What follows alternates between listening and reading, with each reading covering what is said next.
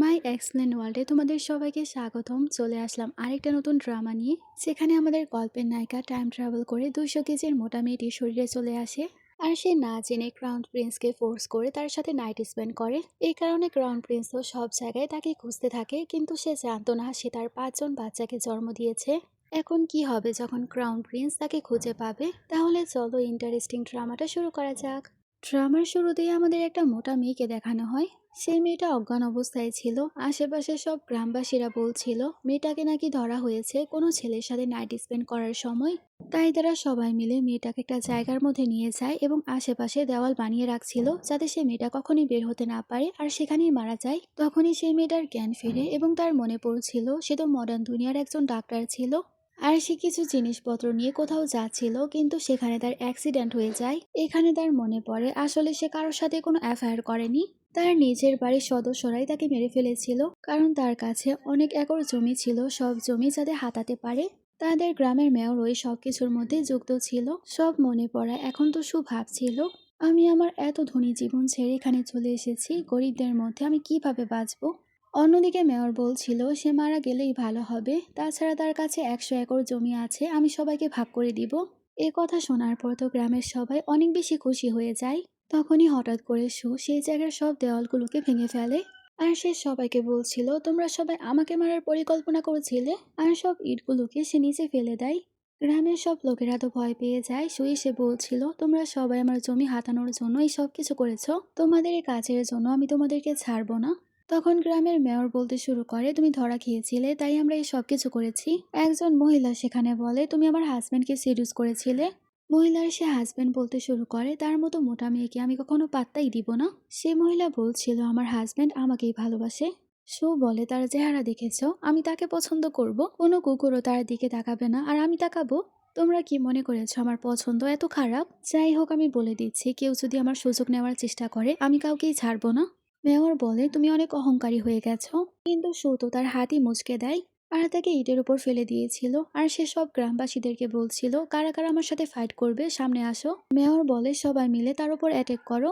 সব গ্রামবাসীরা তো অনেক বেশি ভয় পেয়ে যায় এবং একে অপরকে বলছিল তাকে গিয়ে অ্যাটাক করো।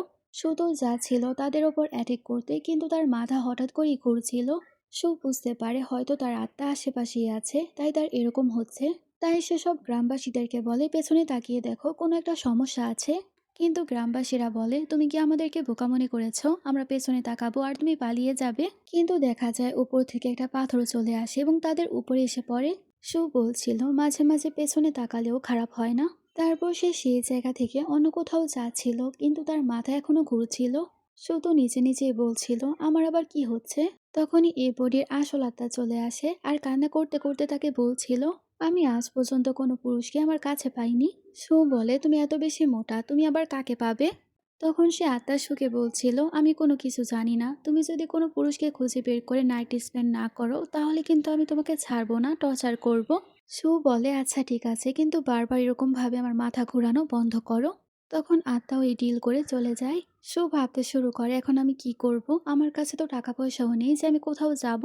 কিন্তু যে কোনো ভাবেই হোক কোনো পুরুষকে আমার খুঁজে বের করতে হবে, না হলে এই আত্মা আমাকে ছাড়বে না। আমি যদি বড়লোক কোনো মেয়ে হয়ে যেতাম কতই না ভালো হতো। তখনই তার কাছে টাকা চলে আসে। স্বর্ণের বার পেয়ে সে তো অনেক বেশি হ্যাপি হয়ে যায় আর চলে যায় প্লে হাউসে, যেখানে ছেলে ও মেয়ে সবই ছিল। সো সেখানে গেলে তাকে মালিক বলছিল তুমি এত বেশি মোটা, তুমি আবার কোন পুরুষকে পাবে? আমাদের এই প্লে হাউস সব থেকে বেশি দামি এবং এক্সপেন্সিভ। তোমার কাছে এত টাকা নেই তুমি কোনো পুরুষের জন্য পে করতে পারবে, তাই তুমি চলে যাও। কিন্তু সু তখন সে গোল্ড বার বের করে। সে লোকটা তো একেবারে চকচক করতে শুরু করে। আর সে সুকে বলে ভেতরে আসুন, অনেক হ্যান্ডসাম হ্যান্ডসাম ছেলে আছে, আপনি চুজ করুন। সু তো সেখানে বসে সবাইকে দেখছিল। সু বলে সবাই তো ঠিকঠাকই আছে, কিন্তু এই জায়গার সব থেকে ফেমাস বয়কে? মালিক বলছিল আমাদের এই জায়গায় আরেকজন ইয়াং স্কলার আছে যে কিনা অনেক বেশি হ্যান্ডসাম, আর এই জায়গার সব থেকে বিখ্যাত সেই। সু বলে তাহলে আমাকে তার কাছেই নিয়ে যাও। অন্যদিকে আমাদের রাজকুমারকে দেখানো হয়, তাকে আসলে লাভ পয়জন দেওয়া হয়েছিল। আর সে পয়জনের প্রভাবে সে একেবারেই নড়াচড়া করতে পারছিল না। রাজকুমারের সার্ভেন্ট তাকে সে প্লে হাউসের একটা রুমের মধ্যে নিয়ে আসে আর বলে আপনি এখানেই থাকুন, কেউ আপনাকে ডিস্টার্ব করবে না, আমি আপনার জন্য ওষুধ নিয়ে আসছি। সৈনিক যখন চলেই যাচ্ছিল তখনই সেই জায়গার নেম প্লেট একেবারে পাল্টে যায়। প্লে হাউসের মালিকও মনে করে এটা হচ্ছে রুম নাম্বার 1, তাই সে বলে রুমের মধ্যেই সে আছে, তুমি চলে যাও। সেখানে গিয়ে রাজকুমারকে দেখতে পায় আর সে বলছিল সে তো অনেক বেশি হ্যান্ডসাম। আমি তো মডার্ন যুগেও এত হ্যান্ডসাম ছেলে কখনোই দেখিনি। রাজকুমার বলছিল তুমি আমার কাছেও আসবে না, তুমি কে, এখান থেকে চলে যাও। কিন্তু শুধু বলতে শুরু করে তুমি আসলে অনেক বেশি হ্যান্ডসাম, তোমার সাথে খেলা করে অনেক বেশি ভালো লাগবে। শুধু রাজকুমারের কাছে চলে যায় আর বলে মনে হচ্ছে তোমাকে লাভ পয়জন দেওয়া হয়েছে, এবার তো আরো বেশি মজা লাগবে। রাজকুমার তো চিল্লাতে শুরু করে আর বলে এখান থেকে চলে যাও, না হলে আমি তোমাকে ছাড়বো না। কিন্তু তার একটা কথাও শোনে না, তার সাথে নাইট স্পেন্ড করে। এরকম ভাবে সে রাজকুমারের ইজ্জত একেবারে লুটে ফেলে। শুধু যাওয়ার আগে তাকে কিছু বকশিসও দেয়। রাজকুমার জেগে যখন এই সব কিছু দেখতে পায় সে তো অনেক বেশি রেগে যায় আর বলছিল সেই মেয়েটা আসলে অনেক বেশি নির্লজ্জ, আমি তাকে ছাড়বই না। কিছুক্ষণ পর সৈনিক চলে আসে আর তাকে বলছিল আপনার লাভ পয়জন কিভাবে ঠিক হলো। এ পয়জন ঠিক করার শুধুমাত্র দুইটাই উপায় আছে, প্রথমটা হচ্ছে অ্যান্টিডোট আর দ্বিতীয়টা হচ্ছে কোনো মেয়ে। রাজকুমার তো আরো বেশি রেগে যায় আর বলে যে কোনো জায়গা থেকে খুঁজে বের করো সেই মেয়েকে আর মেরে ফেলো। এখানে আমরা জানতে পারি এ রাজকুমার কোনো সাধারণ কেউ ছিল না, আসলে সে তো রাজা ছিল। সৈনিক বলে বেজিং এ কত নোবেল লেডিরা আছে যারা কত বেশি সুন্দরী, আর কত কনকুবাইন আছে যারা কিনা আপনার সাথে এক রাত কাটানোর জন্য আপনার পেছনেই পড়ে থাকে, কিন্তু আপনি কখনোই কোনো মেয়েকে টাচ করেননি, কিন্তু আজকে একটা মেয়ে এলো আর আপনার ইজ্জত লুটে চলে গেল। রাজা তো সেই জায়গায় এত বেশি রেখেছিল, মনে হচ্ছিল সে সুকে পেলে মেরেই ফেলবে। পুরো শহরে লোক লাগিয়ে দেওয়া হয়েছিল শোকে খোঁজার জন্য, তাছাড়া যার কাছে আইডি কার্ড নেই তাদেরকেও ধরা হচ্ছিল। শো তো লুকিয়ে লুকিয়ে সবকিছু দেখছিল আর ভাবছিল এখান থেকে বের হওয়া অনেক কঠিন হবে, কারণ শোয়ের কাছে কোনো আইডি কার্ড ছিল না। কিছুক্ষণের মধ্যে সেখানে আরো কয়েকজন সৈনিক চলে আসে আর শোয়ের ছবি দেখাচ্ছিল আর বলছিল তাকে ভালোভাবে দেখো, খুঁজে পেলেই ধরে নিয়ে আসবে। রাজার হুকুম যে কোনোভাবেই তাকে খুঁজে বের করতে হবে। তাকে আরেকজন সৈনিক জিজ্ঞেস করে এই মোটা মেয়েটা রাজার কি বিগড়েছে। আজ পর্যন্ত রাজা কোনো মেয়েকে টার্গেট করেনি। অন্যদিকে রাজা রেগে তো একেবারে ফায়ার হয়েছিল। তারপর যখন জঙ্গল দিয়ে যাচ্ছিল তখনই তার সামনে দুইজন ডাকাত চলে আসে। একজন ডাকাত তো বলতেই পারছিল না সে ডাকাতি করতে এসেছে। ডাকাতদেরকে বলে কোনো কিছু বলার দরকার নেই, এই জায়গাও তোমাদের না, এই গাছও তোমাদের না, আমাকে যেতে দাও। কিন্তু ডাকাতেরা তাকে কোথাও যেতে দিচ্ছিল না, তাই তো অনেক বেশি রেগে যায় এবং তাদেরকে ঘুষি মারে। দুইজন ডাকাত তো ভয় পেয়ে যায়, ক্ষমা চাইতে শুরু করে আর বলে আমরা তো অনেক সমস্যায় পড়ে গেছি, রাজা কারফিউ লাগিয়ে দিয়েছে তাই আমরা কোনো কিছুই করতে পারছি না, আমাদের কাছে খাবার পানি কোনো কিছুই নেই, তাই আমাদের এরকম করতে হচ্ছে। আমাদের জীবন এখন অনেক কঠিন হয়ে গেছে, আমরা কোনো কাজও করতে পারছি না, তাই এসব কিছু করতে আমরা বাধ্য হয়েছি। বুঝতে পারে তাদের অবস্থাও বেশ একটা ভালো না। তখনই একজন ডাক্তারের কাছে একজন মহিলা আসে আর বলে হাজব্যান্ড, মাকে তারা জীবিত জ্বালিয়ে দিচ্ছে, তাড়াতাড়ি চলো। বলে আমাকে সাথে করে নিয়ে যাও, আমি একজন ডাক্তার, আমি তাকে চেক করব। তখন দুজন ডাকাতও তাকে সাথে করে নিয়ে যাচ্ছিল। ডাকাতের লিডার গিয়ে সবাইকে বলছিল আমার মাকে ছেড়ে দাও, আমার মাকে এরকম ভাবে জীবিত তোমরা চালাতে পারো না। কিন্তু সেই জায়গার সব লোকেরা বলছিল তাকে আমরা না মারলে এই রোগ সবার উপর ছড়িয়ে যাবে। বলে তোমরা একেবারে চিন্তা করো না, এ রোগের চিকিৎসা আমি করতে পারবো। সে গ্রামের লিডার বলে তুমি নিজেকে দেখেছো, তুমি আবার চিকিৎসা করতে পারবে। তখন লিডারকে বলে তুমি আগে নিজেকে দেখো। সে দেখতে পায় তারও তো সেই রোগ হয়ে গিয়েছিল। ডাকাতের ওয়াইফ তখন বলতে শুরু করে তুমি এখন আমার শাশুড়িকে মারতে চলেছিলে, এবার তোমাকেই জ্বালিয়ে দেওয়া হবে। কিন্তু সেখানে দেখা যায় গ্রামের সবারই তো এই রোগ হয়ে গিয়েছিল, সবাই তো এই রোগের কারণে অনেক টেনশনে পড়ে যায়। তখনই বলে তোমরা একেবারেই চিন্তা করো না, আমি সবার চিকিৎসা করব। গ্রামের মেয়র তো বলতে শুরু করে তুমি এসব কিছু বলে আমাদেরকে বোকা বানাচ্ছ। বলে তাহলে ঠিক আছে, আমি গ্রামের সবাইকে ওষুধ দিব তোমাকে ছাড়া। এর কাছে একটা ম্যাজিক্যাল আংটি ছিল, সে যা চায় তাই সেখানে চলে আসতো। তাই সে ওষুধের কথা বলে আর ওষুধ সেখানে চলে আসে। সবার জন্য সে ওষুধ গুলিয়ে ফেলে আর সবাইকে বলে একজন একজন করে আসতে। এরকম ভাবে একজন একজন করে সে সবাইকে ওষুধ খাওয়াচ্ছিল। ওষুধের কারণে আস্তে আস্তে সবাই তো সুস্থ হয়ে যায়। সবাই তো সেখানে শুয়ে জয় জয়কার করতে শুরু করে। আর সবাই তো অনেক বেশি কৃতজ্ঞতা প্রকাশ করছিল। বলে তোমাদের এরকম করতে হবে না, আমার কাছে থাকার কোনো জায়গা নেই, আমাকে ভাগ্য এখানে এনেছে, তাই আমি চাই তোমরা সবাই আমাকে তোমাদের সাথেই রাখো। এখন থেকে আমরা একসাথে খাবার খাবো, সবকিছু করব। আমরা এই পাহাড়ের কাউকে কোনো কিছু দিব না, আমরা এখানে চাষাবাদ করব এবং অনেক ভালোভাবে জীবন কাটাবো। তারা সবাই যখন এসব নিয়ে কথা বলছিল তখনই সেই জায়গার লিডারও তো ওষুধ নেওয়ার জন্য হাত বাড়ায়। কিন্তু তাকে দেখে ফেলে আর বলে তুমি এখন কি করছো। মেয়র তো কান্না করতে শুরু করে আর বলে প্লিজ আমাকে ক্ষমা করে দাও, আমি আমার ভুল বুঝতে পেরেছি, প্লিজ এবার আমাকে ওষুধ দাও। বলে আচ্ছা ঠিক আছে, কিন্তু এখন থেকে আমার কথা শুনে তোমাকে কাজ করতে হবে। তখন মেয়রও তো রাজি হয়ে যায়। হঠাৎ করে সুয়ের মাথা ঘুরতে শুরু করে। সে নিজেকে চেক করে জানতে পারে সে আসলে গর্ভবতী। আর সে অবাক হয়ে ভাবছিল এখন শুধুমাত্র 15 দিনই হয়েছে, একবারে আমি কিভাবে গর্ভবতী হতে পারি। অন্যদিকে রাজা তার আর্মিদেরকে নিয়ে অনেক চিন্তিত ছিল, কারণ তার কাজিন জু রাজা হতে চায়। এ কারণে সে তার খেলাপে যে কোনো কিছুই করতে পারে। আসলে সে রাজাকে মেরে নিজেই রাজা হতে চায়। রাজা তার সৈনিককে বলছিল সবকিছুর ওপর ভালোভাবে নজর রাখো, যাতে সে তার প্ল্যানে সফল হতে না পারে। আর যেখান থেকে পারো সেই মেয়েটাকেও খুঁজে বের করো। সৈনিক বলে কিন্তু 200 কেজির সেই মেয়েটাকে কোথাও খুঁজে পাওয়া যায়নি। সৈনিক বলে কোথাও না কোথাও তো সে আছেই। এসব বলে তো রাজা রাগ দেখাচ্ছিল। এরকম ভাবে আমাদের 8 মাস পরে সিন দেখানো হয়, যেখানে সু এই গ্রামের লিডার হয়ে গিয়েছিল। আর তারা এত বেশি এগিয়ে গিয়েছিল, তাদের খাবারের কোনো কমতি ছিল না। আর তাদের কাছে এত খাবার থাকতো, তারা খাবার তো প্যালেসেও পাঠাতো। সু সবাইকে বলছিল এটা তো শুধুমাত্র শুরু, এখন থেকে আমাদের এই জায়গায় কেউ অশিক্ষিত থাকবে না, সবাই শিক্ষিত হয়ে যাবে। কিন্তু হঠাৎ করে সেখানে তার পেট ব্যথা করতে শুরু করে, মানে তার বাচ্চা জন্ম দেওয়ার সময় হয়ে গেছে। শুধু ব্যথায় চিৎকার করছিল। একটা বাচ্চা জন্ম দেওয়ার পর আবারও আরেকটা বাচ্চা বের হয়। শুধু ব্যথায় চিৎকার করতে শুরু করে, কিন্তু সে তো 5টা বাচ্চাকে জন্ম দিয়েছিল। তারা 4টা ছেলে হয়েছিল এবং একটা মেয়ে। শুধু অজ্ঞানী হয়ে যায়। যখন তার জ্ঞান ফিরে সে 5টা বাচ্চাকে দেখে অনেক বেশি অবাক হয়। তারপর আমাদের 5 বছর পরে সিন দেখানো হয়, যেখানে বাচ্চাগুলো বড় হয়ে গিয়েছিল। সু তার বাচ্চাদেরকে বলছিল আমাকে না বলে তোমরা কোথাও যাবে না। আর আরেকটা কথা মনে রাখবে, পর্বতের নিচে একেবারেই যাবে না। একজন বাচ্চা বলে আমাদের তো নিচে যেতেই হবে বাবাকে খুঁজতে। সু বলে তোমরা একেবারে পাগল হয়েছো, তোমরা একটা কথাও বলবে না। ফ্ল্যাশব্যাকে আমরা দেখতে পাই সু 5টা বাচ্চাকে কিভাবে সামলেছিল, আর 5জন বাচ্চাকে বড় করতে তার কতটা কষ্ট হয়েছিল। সুকে তার 4 ছেলে বলছিল মা আসলে রুইনা নিচে গেছে। শুধু অবাক হয়েছে আর বলে রুই কেন নিচে গেছে। তারা বলে বাবাকে খুঁজতে গেছে। শুধু বলতে থাকে আরে না। অন্যদিকে রুইকে দেখানো হয় সে তো গরিলাকে নিয়ে নিচে যাচ্ছিল আর বলছিল মা এবার আমাকে আর খুঁজে পাবে না, আমি যে কোনো ভাবেই হোক বাবাকে খুঁজে বের করব। অন্যদিকে আমরা রাজাকে দেখতে পাই সে একটা সৈনিকের সাথে লড়াই করছিল। তারা যখন একসাথে ফাইট করছিল রুই তো এই সবকিছুই দেখে। রাজা সেই সৈনিককে হারিয়ে দেয়, কিন্তু সেই সৈনিক এরকম একটা পাউডারের ইউজ করেছিল, সে পাউডারের কারণে 7 দিনের মধ্যেই সে মারা যাবে। রাজা সৈনিককে বলছিল আমি যদি এবার বেঁচে যাই মনে রেখো আমি তোমাকে ছাড়বো না। সৈনিক তো এখনো রাজার সাথে ফাইট করছিল। রুই তার গরিলাকে বলে এখনই যাও সে লোকটাকে বাঁচাও। তাই গরিলা তখন চলে যায় এবং সেই সৈনিকের সাথে ফাইট করে। রুই তো সেখানে দৌড়ে রাজার কাছে চলে যাচ্ছিল আর বলছিল আঙ্কেল আমি আপনাকে বাঁচিয়ে নিব। রাজা অবাক হয়ে রুইকে দেখছিল, কারণ তাদের চোখ একেবারে একই রকম, কিন্তু সে তো অজ্ঞান হয়ে যায়।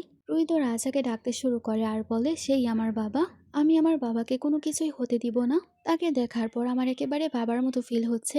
তারপর রুই তো ফিরে যায় এবং তার মা তাকে পানিশমেন্ট দিচ্ছিল।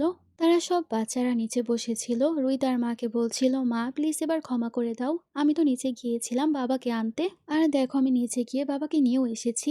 সুতো রেগে মেগে তারা 4জন ছেলেকেই স্কুলে পাঠিয়ে দেয় আর রুইকে সেখানে রাখে। সুতার মেয়েকে বলছিল তুমি কেন নিচে গিয়েছো, তুমি এত ছোট, তোমার কিছু হয়ে গেলে। রুই বলে মা আমি তো গরিলা আঙ্কেলকে নিয়ে গিয়েছিলাম, একা যাইনি। সো বলে আচ্ছা তুমি যাও, আমি যাচ্ছি তার চিকিৎসা করতে। রুই তারপর রাজার কাছে চলে যায়, কিন্তু সে তো চিনতেই পারছিল না এটা কি সেই ছেলে। সু তাকে টাচ করে আর বলছিল কিন্তু চেনা চেনাই তো লাগছে। তারপর সে রাজকুমারের চিকিৎসা করে।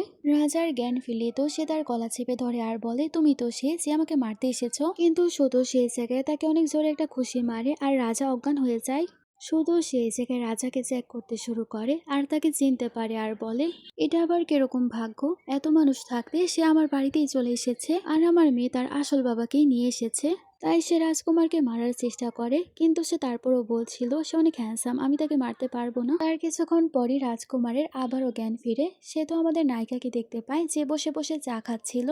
রাজকুমার রেগে বলছিল অবশেষে মোটা মেয়েটাকে আমি খুঁজে পেলাম, একেবারে 6 বছর পরে। সু বলে তুমি যার কথা বলছো আমি তো সে নয়। তখনই রুই সেখানে চলে আসে আর বলে মা দেখো বাবার চোখ একেবারে আমার মতো। সু তার মেয়েকে বলে তুমি এসব কিছু কি বলছো, একরকম মানুষ কত আছে। রাজা রুইকে দেখায় আর বলে এটাই হচ্ছে প্রমাণ তুমি সেদিন ছিলে। সু বলে আচ্ছা ঠিক আছে, তুমি যখন বুঝতে পেরেই গেছো আমি আর কনফিউশন ক্রিয়েট করব না। রাজকুমার রেগে বলে এবার তো আমি তোমাকে ছাড়বই না। সু বলে তুমি ভুলে যেও না আমি তোমাকে ঠিক করেছি, তোমার পয়জন আমি রিমুভ করেছি। তুমি যখন এই জায়গায় চলে এসেছো এই জায়গার নিয়ম কানুন সব ফলো করো। এত ডেঞ্জারাস পয়জন থেকে আমি তোমাকে বাঁচিয়েছি, তুমি আমার হাজব্যান্ড হয়ে যাও। কিন্তু রাজা রেগে তাকে ধাক্কা দিয়ে দেয়। সু বলে, কোনো ব্যাপার না, ধাক্কা দেওয়ার সময় এত সিরিয়াস ভাবেও তোমাকে হ্যান্ডসাম লাগে। আর সে রাজার মুখ ধরে রাজাকে হুমকি দেয়, মনে রাখবে আমি তোমাকে রেসপেক্ট করছি, আমাকেও সম্মান করো। আমি অনেক শক্তিশালী, আমাকে কিছু বলার আগে বা করার আগে ভালোভাবে ভেবে চিন্তে নিও, আমি তোমাকেও মেরে ফেলতে পারি। সু তার গ্রামের সব লোকদেরকে ডাকে আর বলে তাকে বিয়ের জন্য রেডি করাও। আমি তো তাকেই বিয়ে করব। গ্রামের সব লোকজন তাকে ধরে নিয়ে যায়। রাজা সেখানে বলতে শুরু করে, আমি কখনোই তোমাকে বিয়ে করব না, স্বপ্ন দেখা ছেড়ে দাও। গ্রামের অন্য সবাই বলছিল, আমাদের লিডারকে সম্মান করো, আর তোমার তো আমাদের লিডারকে বিয়ে করতেই হবে। অন্যদিকে রাজাকে একটা জায়গার মধ্যে বন্দি করে রাখা হয়েছিল। রাজা শীষ বাজায় আর একটা পোষা পাখি তার কাছে চলে যায়। পাখি জিজ্ঞেস করে, কি বলবো? রাজা পাখিকে বলে, আমার সৈনিকদেরকে গিয়ে বলো আমাকে এই জায়গায় বন্দি করে রাখা হয়েছে। এখানে আমার মেয়ে আছে যাকে আমি নিয়ে যাব এবং এই মটিকে আমি এখানে মেরেই ফেলবো। অন্যদিকে সৌভাগ ছিল, আমি অবশেষে এবার পাতলা হয়ে যাব। আসলে সে 6 বছর ধরে এরকম একটা ওষুধ বানাচ্ছিল যেটা খেলে সে অনেক বেশি চিকন হয়ে যাবে। আর সে তো বর্তমানে সে ওষুধ বারবার খাচ্ছিল। অন্যদিকে আমরা রাজার শয়তান কাজিন জুনকে দেখতে পাই, যে ভাবছিল রাজা হয়তো মারা গেছে, কারণ তাকে যে পয়জন দেওয়া হয়েছে সে পয়জনের কোনো অ্যান্টিডোট নেই। তারা আসলে এটাই মনে করছিল।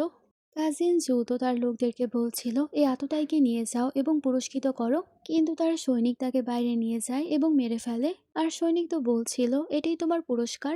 কাজিন তার লোকদেরকে বলছিল যে কোনোভাবেই হোক রাজার লাশ উদ্ধার করো, তার লাশ না দেখা পর্যন্ত আমি শান্তি হতে পারবো না। অন্যদিকে রাজা ভাবছিল তার লোকদের আসতে সময় লাগবে, তাই দাঁড়িয়ে কোনো কিছু করতে হবে, যে কোনোভাবেই হোক সে তাকে জিততে দিবে না। আর সে এখান থেকে বের হতেই যাবে, তখনই সেই জায়গায় সব গ্রামের লোকেরা চলে আসে তাকে রেডি করতে। রাজা তো একেবারেই যেতে চাচ্ছিল না, তারা জোর করে তাকে রেডি করে। সবাই তো বলতে শুরু করে, তোমার বিয়ে করতেই হবে, আমাদের লিডার তোমাকে চুজ করেছে, এটা তোমার সুকপালের ভাগ্য। অন্যদিকে সু তো বারবার ওষুধ খাচ্ছিল। বাচ্চারা তাদের মাকে দেখে একেবারে শকড হয়ে যায়, কারণ সে তো একেবারে চিকন হয়ে গিয়েছিল আর তাকে অনেক সুন্দরী লাগছিল। অন্যদিকে সুয়ের জন্য তো জামা নিয়ে চলে আসা হয়, কারণ আজকেই তাদের বিয়ে ছিল। সেখানে থাকা সব মহিলারা যখন সুকে দেখতে পায় তারা তো একেবারে অবাকই হয়ে যায়। অন্যদিকে কাজিনকে তার লোকেরা বলছিল, আমরা সব জায়গায় খুঁজেছি কিন্তু রাজার লাশ কোথাও পাওয়া যায়নি। এখন শুধুমাত্র একটা জায়গায় বাকি আছে, সেটা হচ্ছে মাউন্টেন। সুকে তার লোকেরা বলছিল, আমরা মাউন্টেনে যেতে পারবো না, কারণ মাউন্টেনের যে লিডার আছে সে অনেক শক্তিশালী। কিন্তু জু তাকে থাপ্পড় মারে আর বলে, যত সৈনিক লাগে নিয়ে যাও, কিন্তু খুঁজে বের করো, মৃত বা জীবিত যে অবস্থায় সে থাকুক না কেন আমার সামনে তাকে নিয়ে আসো। অন্যদিকে আমাদের মাউন্টেনের সিন দেখানো হয়, যেখানে জোর করে রাজকুমারকে বেঁধে রাখা হয়েছিল। গ্রামের সবাই তাকে ধরে রেখেছিল যাতে সে পালাতে না পারে। আর সবাই তো রাজাকে বলছিল, আমাদের মিস তো অনেক বেশি সুন্দরী, একেবারে পরীর মতো, কিন্তু রাজকুমার বলে সে কোনো পরী না, সে একটা ডাইনি। সবাই সেখানে বলছিল সু এখন এখানে চলে আসবে, তখনই সেই জায়গা থেকে একটা মোটা লোক বেরিয়ে আসে। রাজা তো অবাক হয়ে যায় আর বলতে শুরু করে, কিছুক্ষণ আমার থেকে দূরে ছিলে আর তুমি এখন ছেলে হয়ে গেছো, তুমি এত কম সময়ে তোমার রূপ কিভাবে বদলালে? আর সে গ্রামের সবাইকে বলছিল, প্লিজ তোমরা আমাকে ফোর্স করো না তাকে বিয়ে করতে। তখনই সে লোকটা বলতে শুরু করে, আমি একজন পুরুষ, আমি বাইরে পাহারা দিই, আমি দেখতে পেলাম অনেকগুলো সৈন্য আমাদের এই পাহাড়ে আসছে, তাই আমি সবাইকে খবর দেওয়ার জন্য এসেছি। তখনই চারপাশ থেকে সব সৈনিকরা সেখানে চলে আসে।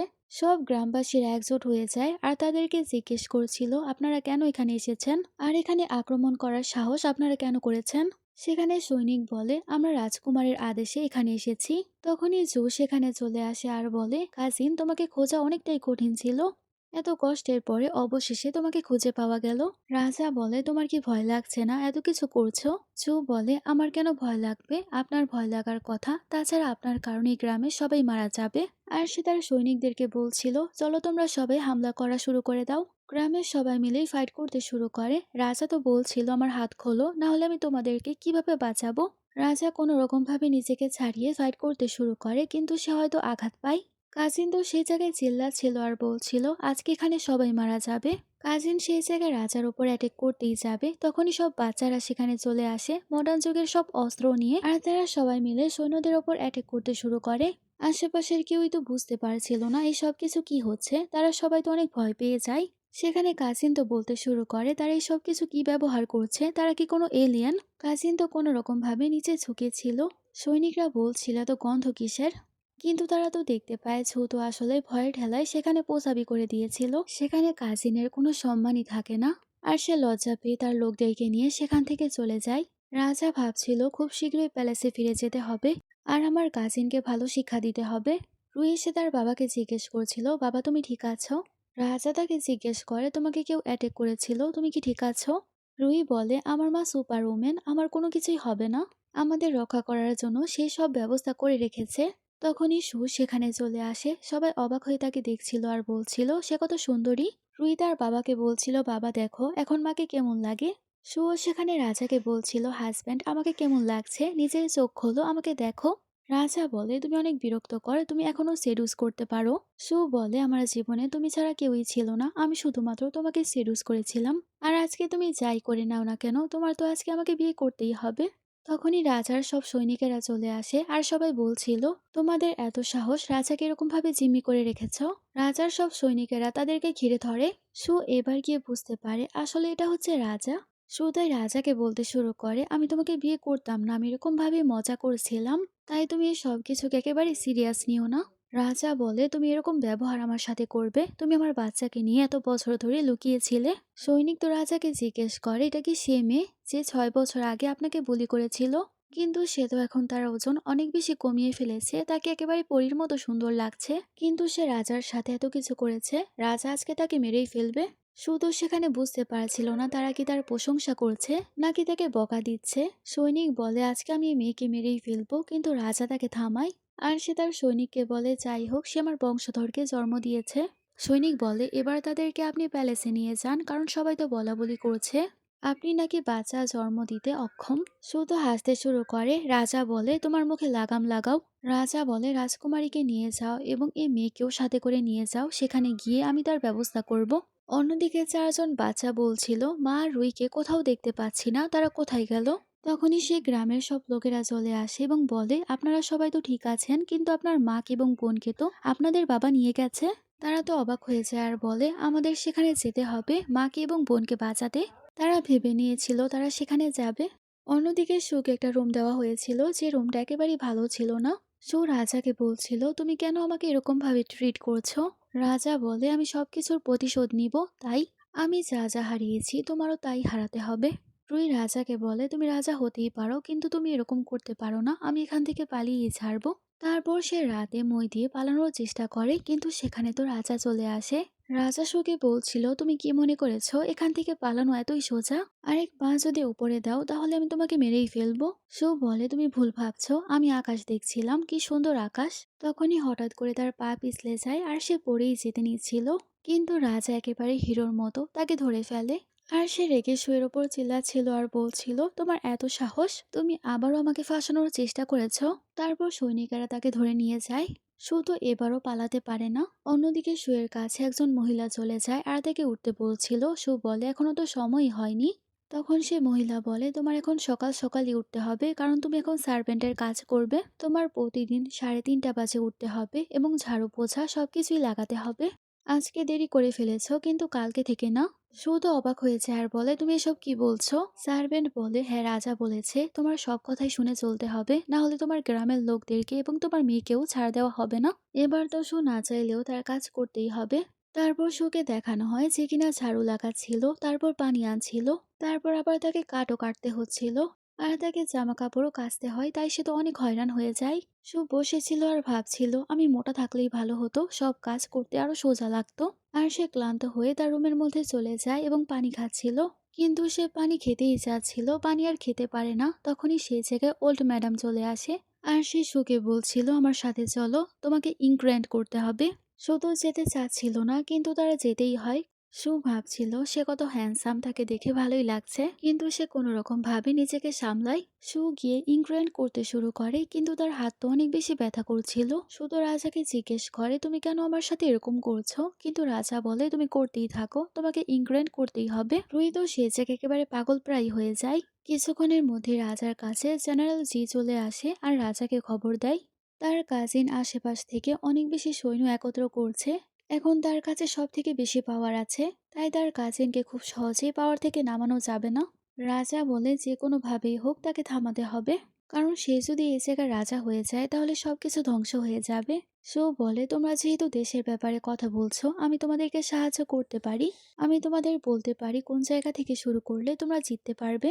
যদিও আমি স্বার্থপর, আমি আমার কান্ট্রিকে কোনো কিছু হতে দিব না। জেনারেল বলে মেয়ের কোনো কথাই শুনবেন না, সে কি বা জানে।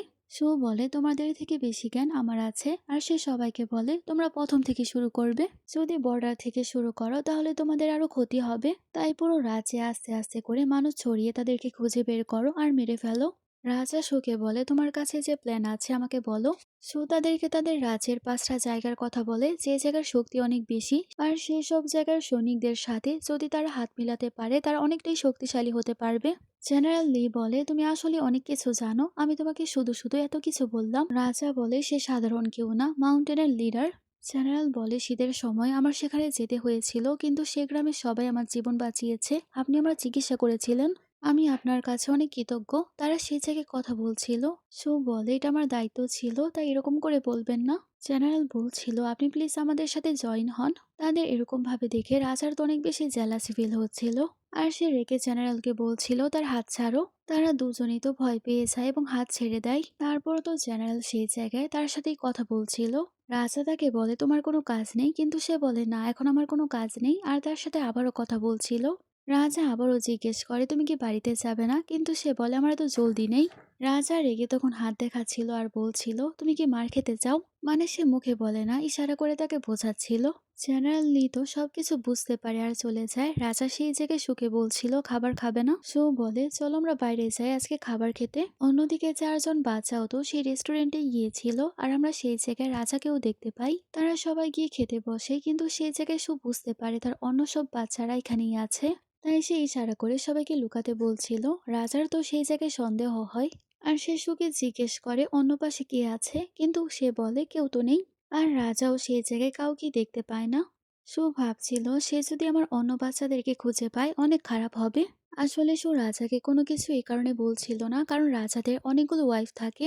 আর তাই পরে যদি রাজার অন্য সব ওয়াইফরা তার বাচ্চাদেরকে বুলি করে, কারণ এক না একদিন রাজার মন ভরে যাবে আর সে তাকে ছেড়ে দিবে, তখন তো সে চাইলেও তার বাচ্চাদেরকে প্রোটেক্ট করতে পারবে না। তাই সে রাজাকে অন্য কোনো বাচ্চাকে একেবারে দেখাতে চাচ্ছিল না। আর রুই কিছু বলার চেষ্টা করলে সু তাকে থামিয়ে দেয়। রাজা নোটিস করে আর তাকে জিজ্ঞেস করে কি লুকাচ্ছো, আমাকে এখনই বলে দাও। সু বলে কোনো কিছুই না। রুইও বলে বাবা কোনো কিছুই না, আসলে আমার খুব খিদে পেয়েছে। রাজা বলে আচ্ছা ঠিক আছে, তুমি যা খেতে চাও আমি তোমার জন্য তাই অর্ডার করব। সু খাবার খাচ্ছিল আর বলছিল আসলে আমার পেটে ব্যথা করছে, আমি একটু পরেই আসছি। রাজা তাকে কোনো কিছুই বলে না, তাই সে হঠাৎ করে তার বাচ্চাদের কাছে চলে যায়। সব বাচ্চারা তার মাকে হাগ করে আর বলছিল মা তোমাকে অনেক মিস করেছি। সু বলে আমিও তোমাদেরকে অনেক মিস করেছি। তারা সবাই মিলে একসাথে কথাবার্তা বলছিল, হঠাৎ করে সেই জায়গায় রাজা চলে আসে। আর সে সুকে ডাকছিল, তাই সে বাচ্চাদেরকে বলে তোমরা তাড়াতাড়ি করে লুকিয়ে পড়ো, কিন্তু রাজা বারবার বলছিল ভেতরে কে আছো বের হও। রাজা ভেতরে গিয়ে দেখতে শুরু করে, কিন্তু কাউকেই দেখতে পায় না। রাজা সুকে বলছিল কিন্তু আমার মনে হলো আমি কারো আওয়াজ পেয়েছি। সু বলে আমি কারোর সাথে কোনো কথা বলিনি, আপনি এসব কি বলছেন। কিন্তু রাজা সেই জায়গায় অনেকগুলো খাবার দেখতে পায় আর সে বুঝতে পারে সে মিথ্যা কথা বলছে। আর সে তার সৈনিককে অর্ডার করে এই জায়গায় ভালোভাবে খোঁজো। সৈনিকও সব জায়গায় ভালোভাবে খুঁজতে শুরু করে এবং একটা বাচ্চাকে খুঁজে পায়। সুকে দেখে তার ছেলে চিল্লাচ্ছিল আর বলছিল মা প্লিজ আমাকে বাঁচাও। রাজা বলে এটা কি আমাদেরই বাচ্চা। সু বলে হ্যাঁ। রাজা বলে তোমার এত সাহস, তুমি রাজকীয় রক্তকে লুকিয়ে রেখেছিলে, তোমার তো আজকে মরতেই হবে। কিন্তু রুই তার বাবার পা ধরে আর বলে প্লিজ মাকে কিছু করো না, আমাদের মা আমাদেরকে অনেক কষ্ট করে তারপর বড় করেছে। তখন ছেলে বাচ্চাও গিয়ে বলতে শুরু করে আমার মা তো অনেক দুর্বল ছিল, অনেক কষ্ট করে আমাদের পালন পোষণ করেছে, প্লিজ তাকে ক্ষমা করে দাও। তারা এত নাটক করছিল, সুতো ইশারা করে বলছিল এত নাটক করো না, সে ধরে ফেলবে। সুতো নিচে বসে পড়ে আর বলে আপনি কত বড় একজন মানুষ আর আমি তো কত নিচু জাতের একজন মানুষ, আমাদের কোনো ভবিষ্যৎ নেই, তাই আমি বাধ্য হয়েছি সবকিছু লুকানোর জন্য। রাজা বলে এবার আমি তোমাকে কোনো কিছুই বলছি না, কিন্তু পরের বার যদি এরকম কোনো কিছু হয় আমি তোমাকে ছাড়বো না, তোমার শাস্তি পেতেই হবে। কিন্তু এখন আমাকে বলো তুমি কি পুরস্কার চাও। সু বলে আমি 1000 স্বর্ণমুদ্রা চাই, কিন্তু রাজা বলে তুমি এটা পাবে না, তুমি আমার ওয়াইফ হবে এবং তার আগে মিস্ট্রেস। কিন্তু সু তো রাজাকে একেবারেই বিয়ে করতে চায় না, কারণ রাজার কত কনকুবাইন আছে তার ঠিক নেই। তার কিছুক্ষণের মধ্যেই মিনিস্টারের মেয়ে নুয়ান চলে আসে আর রাজাকে বলছিল আমি মিনিস্টারের মেয়ে, আমরা তো ছোটবেলার বন্ধু। রাজা বলে সম্মানিত ভাবে থাকো, কিন্তু সে তো বারবার রাজাকে বলতে শুরু করে এই দুইজন সন্তান কখনই আপনার হতে পারে না। আর সে বাচ্চাদের ব্যাপারে অনেক খারাপ খারাপ কথা বলছিল, তাদেরকে গালি দিচ্ছিল। কিন্তু রাজা সেই জায়গায় নুয়ানকে বলে তুমি বেশি নাটক করবে না, আমি একজন ভালো টিচার খুঁজছি যে সুকে প্যালেসের সব নিয়ম কানুন শেখাতে পারবে। সু বলে আমি এসব কিছু শিখতে চাই না। রাজা বলে তুমি এতদিন ধরে আমার বাচ্চাদেরকে লুকিয়ে রেখেছো, তোমার তো এই সব কিছু শিখতেই হবে। মিনিস্টারের মেয়ে বলে তাকে আদব কায়দা আমি শিখাবো। সৈনিক রাজাকে বলছিল আপনি তো জানেনই নুয়ান কিরকম, আর সে নিশ্চয়ই মিস সুকে অনেক বেশি জ্বালাতন করবে। রাজা বলে সুও কম নয়, নুয়ানকে কিভাবে শিক্ষা দিতে হয় সেটা সেও ভালোভাবেই জানে। অন্যদিকে নুয়ান তো বারবার সুকে বলছিল তুমি আমার সামনে নত হও। সু বলে তুমি আমার সামনে নত হও, কারণ আমি এই জায়গার মিস্ট্রেস হতে চলেছি। এসব ব্যাপার নিয়ে তাদের মধ্যে অনেক বড় ঝগড়া শুরু হয়ে যায় এবং নুয়ান তো সুকে মারার জন্য যাচ্ছিল, কিন্তু সু তার হাত ধরে ফেলে। আর সু তো একেবারেই কম ছিল না, সে তাকেই থাপ্পড় মারতে শুরু করে। নুয়ান বলছিল তুমি আমাকে কেন মারছো, সে তার অন্য হাত দিয়ে সুকে মারার চেষ্টা করে, কিন্তু সু তার সে হাত ধরে ফেলে আর তাকে আরো বেশি মারছিল। নুয়ান বলে আমি তোমাকে ছাড়বো না, আমি বাবাকে গিয়ে সবকিছু বলবো। অন্যদিকে সুকে আন্টি শেখাচ্ছিল কিভাবে কি করতে হয়। তাকে তার শিক্ষক বলছিল তুমি আমার উপর হাত তোলার চেষ্টা করলে আমি তোমাকে ছাড়বো না, যা বলছি তা করতে থাকো। অন্যদিকে 5জন বাচ্চাই তো তাদের মাকে দেখছিল আর বলছিল আমরা একেবারেই সহ্য করব না, আমাদের মাকে কেউ বুলি করবে। অন্যদিকে সুকে তার শিক্ষক বলছিল এরকম করো না, এরকম করো। তারপর সে যখন গিয়ে বসে চা খাচ্ছিল, চা খাওয়ার পরপরই তার শরীর অনেক বেশি খারাপ লাগতে শুরু করে, তার পেট তো অনেক বেশি ব্যথা করছিল। আর সে মহিলা তো বারবার গ্যাস বের করতে শুরু করে, তুমি এই জায়গায় প্র্যাকটিস করতে থাকো, আমি একটু পরেই আসছি। এ কথা বলে সে টিচার চলে যায়, কিন্তু সু বুঝতে পারে হয়তো তার বাচ্চারা কিছু একটা করেছে। বাচ্চারা সুয়ের কাছে চলে আসে আর বাচ্চারা মাকে বলছিল মা আমরা বেশি কিছু করিনি, শুধুমাত্র একটু ড্রাগ মিশিয়েছি, কেউ বুঝতে পারবে না। সে আপনাকে এত প্যারেশান করছিল আমরা দেখতে পারছিলাম না। বাচ্চারা তো অনেক বেশি দুষ্ট ছিল, তারা ওয়াশরুমের মধ্যেও তালা লাগিয়ে দিয়েছিল। সে মহিলা গিয়ে তো ওয়াশরুমে যেতে পারছিল না।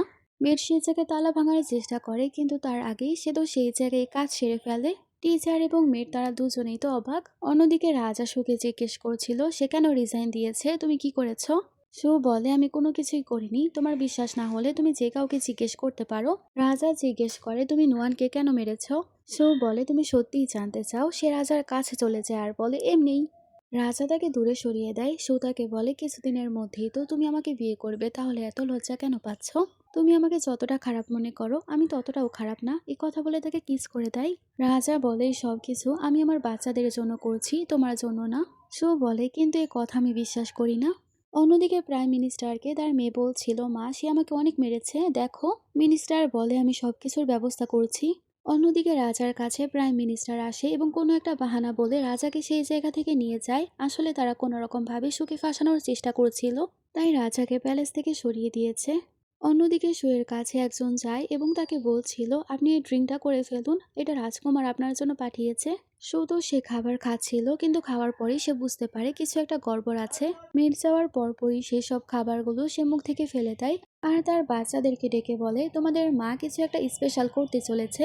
সু তারপর অজ্ঞান হওয়ার নাটক করে। 3জন ছেলে সেখানে চলে আসে আর তারা গিয়ে সুকে টাচ করতেই যাবে, কিন্তু সু তাদেরকে মেরে একেবারে অজ্ঞান করে ফেলছিল।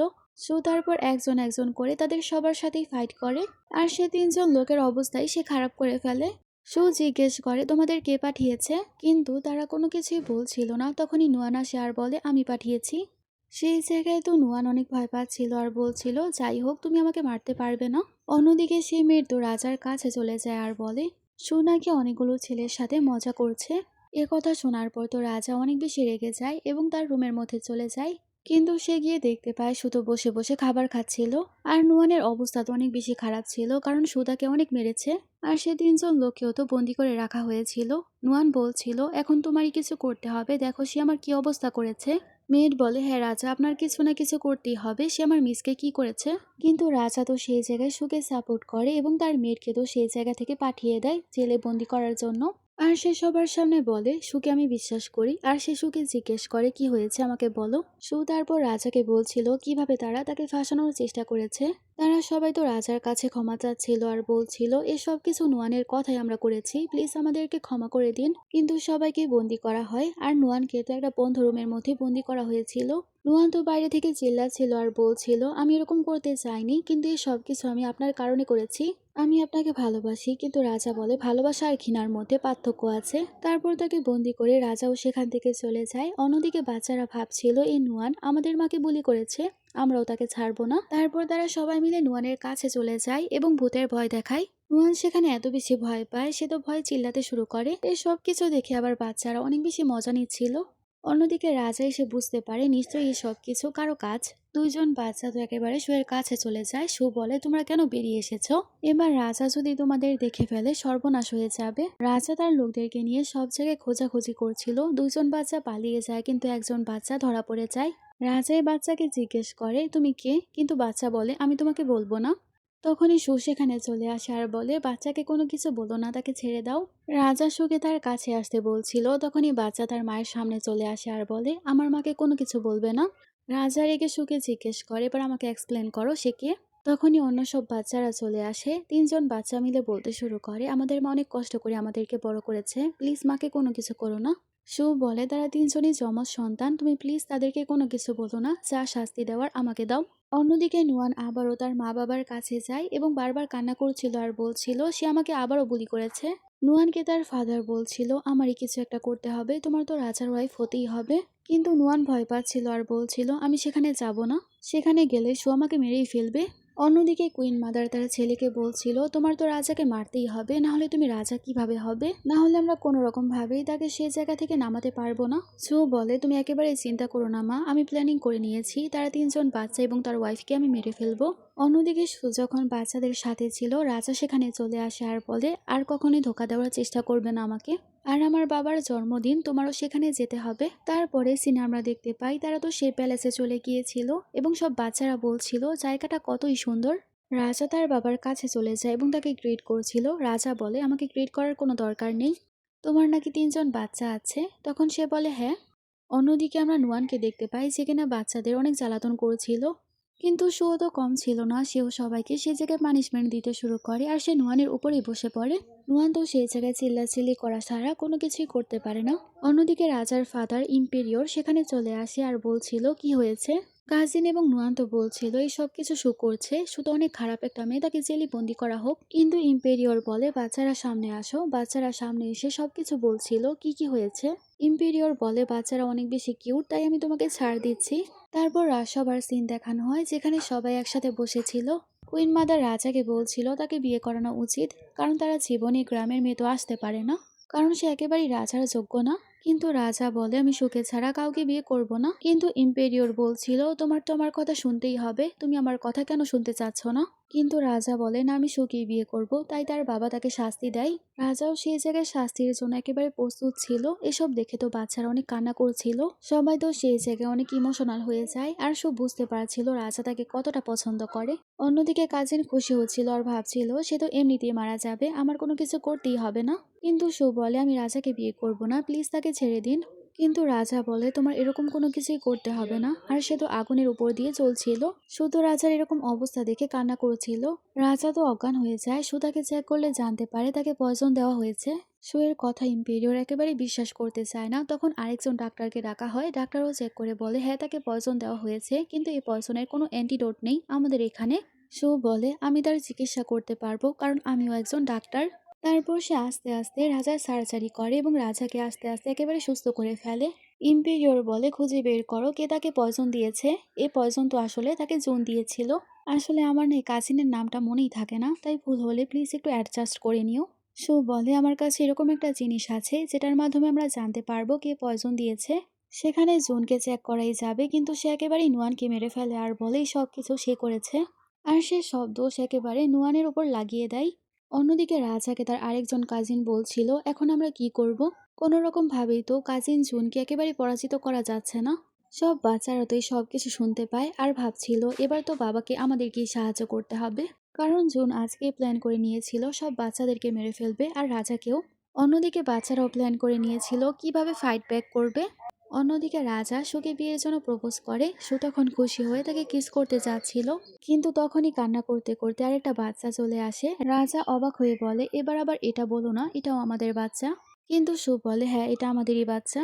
বাচ্চা কান্না করছিল এবং তার মা এবং বাবাকে বলছিল, বাবা মা, বাইরে তো অ্যাটাক করে দিয়েছে, তাড়াতাড়ি বাইরে আসো। আর তিনজন বাচ্চাকে আটক করা হয়েছিল। অন্যদিকে জুন বলছিল, রাজা তুমি বাইরে আসো, তোমার সব বাচ্চাকে আজকে আমি মেরে ফেলবো। কিন্তু রাজাও সেই জায়গায় এসে তাকে শুট করে দেয়। আর সে জুনকে বলে, এত বছর ধরে তোমাকে আমি কোনো কিছুই বলিনি, কিন্তু আজকে সবকিছুর শাস্তি তুমি পাবে। আসলে রাজা সবকিছু আগে প্ল্যানিং করে ফেলেছিল, তাই তাকে খুব সহজেই পরাজিত করে ফেলে। আর বাচ্চারাও লুকিয়ে লুকিয়ে তাদেরকে সাহায্য করে। হঠাৎ করে সব বাচ্চাগুলো বাইরে চলে আসে এবং তাদের বাবাকে হাক করে। রাজা অবাক হয়ে যায় আর বলে, তুমি এবার কি এক্সপ্লেন করবে? শো বলে, আমি সত্যি বলছি, এর থেকে বেশি আর নেই। বাচ্চারাও বলে, বাবা আমরা এ কয়জনই ভাই বোন। রাজা বলে, কোনো ব্যাপার না, তুমি তো আমাকে খুশি করে দিয়েছো, এবার তো তুমি আমার রানী হবে। এ কথা বলে তাকে কোলে করে নিয়ে যায় এবং সব বাচ্চারা তো পেছনে দৌড়াচ্ছিল। এখানে এই সুন্দর ড্রামাটার হ্যাপি এন্ডিং হয়ে যায়। তোমাদের কাছে এই ড্রামাটা কেমন লাগলো আমাকে জানাবে। Thanks for watching.